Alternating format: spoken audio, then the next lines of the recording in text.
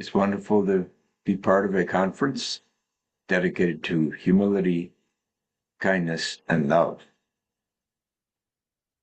I've been asked to speak to these topics in brief fashion, and I'll try my best. I think one way to approach spiritual concepts is to go to the opposite first.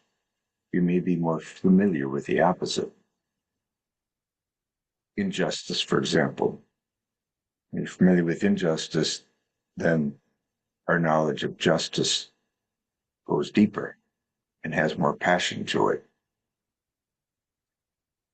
So let me speak to humility.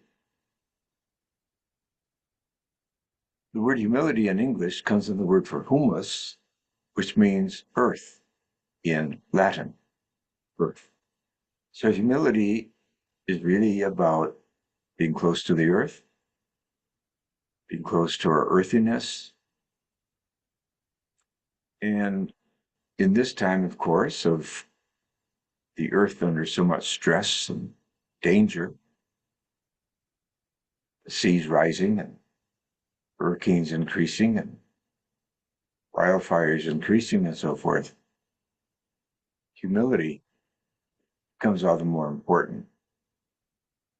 Remaining grounded, remaining aware of interdependence. So the opposite of humility would be arrogance. And there's been a lot of arrogance on humanity's part, especially during the modern era, when we took for granted that it was our right to keep taking from Mother Earth and not giving back. And so humility means that we know our limits and we know how we are interdependent within the whole web of creation.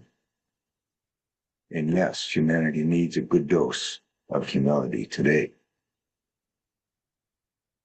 And there's kindness. What is the opposite of kindness? I think the opposite of kindness is cruelty. There's a lot of cruelty going on in the world today. And the third theme is love. One of the most important lessons I've learned about love comes from Jose Miranda from South America. Jose Miranda writes how one of the greatest tragedies in the history of Christianity has been to separate love from justice, love from justice. But there is no love without justice. Love without justice is sentimentalism. It's feelings alone. It's the love of opera, not opera, soap operas, the love of soap operas. And it ignores how love has to be institutionalized in structures of justice, balance, and fairness. And so in the Bible, in the Jewish tradition, love, justice goes together. It really should be a hyphen, love and justice. And when that reigns and that is possible, then love is possible because the common good is respected. And the most powerful people do not lord over the weakest people, the most vulnerable people, the poorest people, or Mother Earth herself, who has become so vulnerable in our time.